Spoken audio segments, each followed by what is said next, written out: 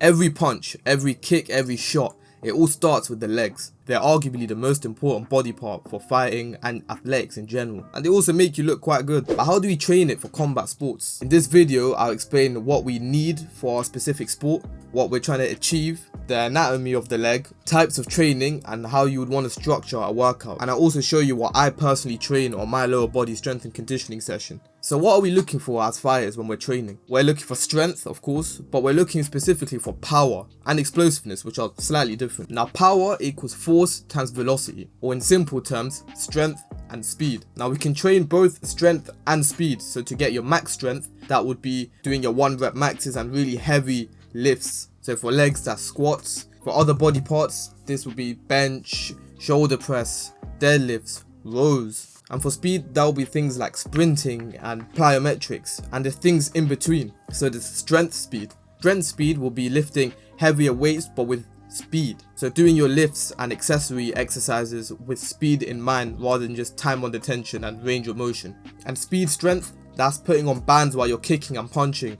That's you doing your plyometrics, that's putting weights on while you run. And we need to be training all parts of this for power. So first, we need to get our base level strength up. If you can't even squat around your body weight, you need to be prioritizing doing that first. Even doing body weight squats to get used to the technique, and then loading up weight on a bar and just getting to doing around your body weight. If it's not exactly your body weight, it's not the end of the world. Now, the parts of the leg, we have the quads, we have the glutes, the hamstrings, and the calves. Your glutes are so important for kicks, spinning back kicks, power, your takedowns. Your hamstrings are vital as well. Even in grappling, holding down a triangle, holding down an armbar, if you don't have strong hamstrings, a lot of people can just posture up or just struggle through and you won't be able to get the finish. And your quads, you already figured, that's where a lot of the pushing comes from. Pushing off the ground, when you're extending a kick, when you're driving to a takedown, as you're pushing off the ground is your glute, your quad, your hamstring and calves all working together, but you need those quads to be worked. And the lower part of your legs, your calves, this is where you need that elasticity, this is where you need that speed. You can have strong calves, but if you're not bouncy, if they're not explosive, then you're just going to be stuck in the mud and you're going to be feeling very slow when you fight. So then structuring your workout. You want to start with plyometrics first. You might be thinking, wait, everyone always starts with the compound lift, squats, deadlift, bench. Why would I not start with that? You see, if your focus is powerlifting or bodybuilding, then yeah, you want to start with that because that's where all your energy and priority is going to because you want to be strong and you want to look good. But we're not just trying to be strong. We're trying to train for performance in our said sport. Now, plyometrics, you want to be fresh. If you are fatigued for plyometrics, there is no point of doing it unless you're just trying to do something for fun. So when we're starting our workout, upper or lower, but lower specifically here, you do not want to fatigue yourself. And when doing these exercises, you do not want to be going over 5 or 8 reps where it turns into endurance. You want every rep to be fast, powerful and quality. As soon as you feel yourself slowing down, you stop and you might even have to rest 3 minutes in between until you're good to go again, because you want to train your stretch shortening cycle. And doing this fatigued, you're just wasting reps. So doing 1 to 3 of these at the start of your workout and programming it there is ideal. Unless you are going through a training block where you're trying to improve strength, then yeah, you might want to put a compound lift at the start. Now after this is why I would recommend doing your strength exercises. So this will be trap bar deadlift, which I think is great because you get almost the same gains as a clean and jerk, but without having to learn the skill and it's safer. Then squats, Romanian deadlifts, or any other variations of these. Make sure you do one for your quads and for your hamstring / posterior chain. In these exercises, you don't want to go high rep, you want to go lower reps, 3 to 5 reps, heavier weight like 70% to a one rep max. But bear in mind, because you are training, you won't be able to be hitting your 1 rep maxes all the time and structuring it like a power lifter. So you might only have to do 70% of your 1 rep max or 80% and do it for 5 reps or 3 reps and progressively overload a bit slower because you want your energy for later in the day or during the week when you're actually training your skills.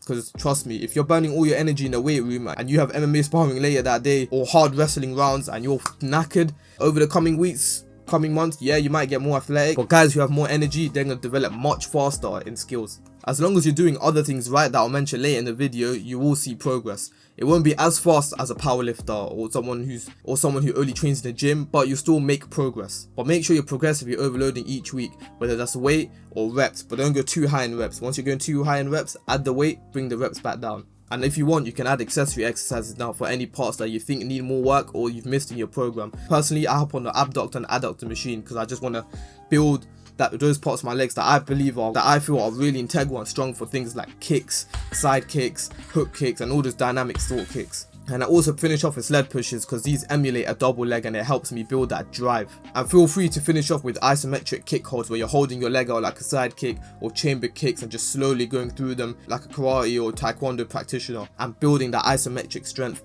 I do these some weeks I don't, depending on how much time I have or how my legs are feeling. Sometimes I go in a deep horse stance squat and I just hold it for 2-3 minutes, seeing if I can beat my record. Personally, I'd put a lower body strength and conditioning session towards the end of the week, because you don't want to kill your legs at the start of the week and then be knackered throughout the whole week for training. Trust me, I've been there. Make sure you don't chop and change all the time, or you just not see any progress. You consistently just have really bad DOMs, and then you'll give up and you'll be losing so much progress in your athleticism. And don't do too much. Or training martial arts, you have that mindset of more, work hard, work better, more reps, more time in the mat, more time in the gym. But strength training is intense, and you want to keep your energy and CNS fresh for MMA training, for fight training. If you're killing yourself in the gym, if you're killing yourself, doing your 5k runs every single day, you're going to get to training fatigued, knackered, and over the weeks and over the months you just won't be developing as fast as you could have. And the people who are more fresh and had more energy for the classes, they'll be developing. So remember, skill training is the priority. Keep working your mobility for your legs, your warm up for these sessions, doing your dynamic stretches, leg swings, etc. You want to keep that looseness. You don't want to become stiff just by lifting all the time. Keep your looseness, keep your fascia mobile, whether that's yoga or stretching throughout the week, so that you're not stiff. You want to be like water always.